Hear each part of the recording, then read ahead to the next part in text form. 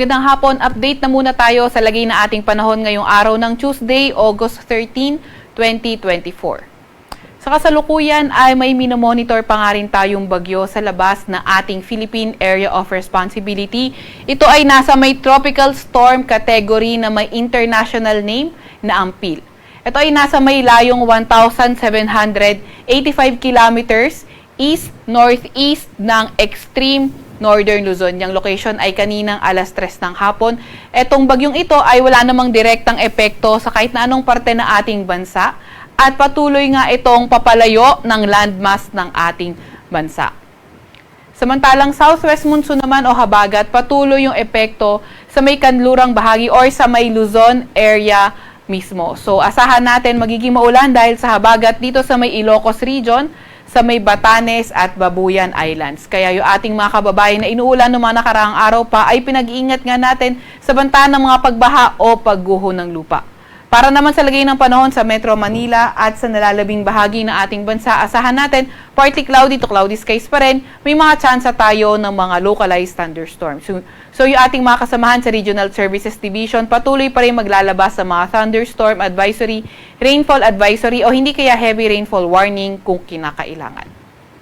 Para naman sa lagay ng panahon, first sa Luzon area, asahan pa nga rin natin maulan, Ilocos region, Batanes at Babuyan Islands dahil pa rin sa southwest monsoon o habagat.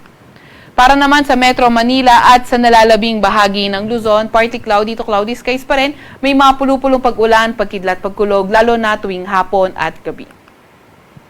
Agwat ng temperatura bukas sa Metro Manila, Legazpi at Lawag ay 25 to 32 degrees Celsius, 18 to 22 degrees Celsius sa may Baguio, 25 to 34 degrees Celsius sa may Tugigaraw, 25 to 32 degrees Celsius sa may Legazpi at 23 to 31 degrees Celsius sa may Tagaytay.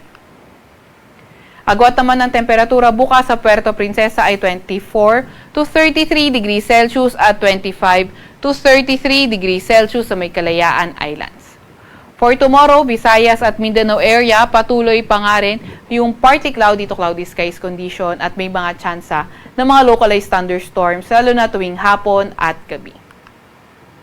Agwat naman ng temperatura sa may Iloilo ay 25 to 32 degrees Celsius, 26 to 33 degrees Celsius sa may Cebu at 26 to 32 degrees Celsius sa may Tacloban. 25 to 33 degrees Celsius sa may Cagayan de Oro at Davao at sa may Zamboanga naman ay 24 to 34 degrees Celsius. Wala pa rin tayong nakataas na gale warning sa kahit na anong baybay ng ating bansa. Para naman sa mga pangunahing syudad, sa lagay ng panahon, for 3 days asahan nga natin simula sa may Luzon, Metro Manila, Baguio at Legazpi.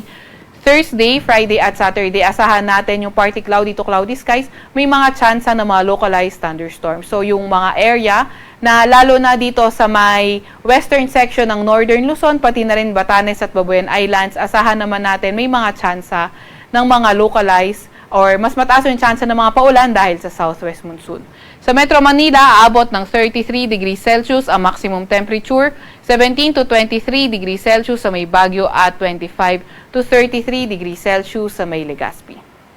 Dito naman sa may Visayas area at pangunahing syudad niya, wala naman tayong nakikitang weather system na posibleng magdala ng mga pangmalawakang pagulan kaya asahan nga natin partly cloudy to cloudy skies condition pa rin tayo with chances of localized thunderstorms. Sa Metro Cebu, pinakamataas sa temperatura ay 33 degrees Celsius. Sa may Iloilo naman, 33 degrees Celsius at sa may Tacloban ay 32 degrees Celsius.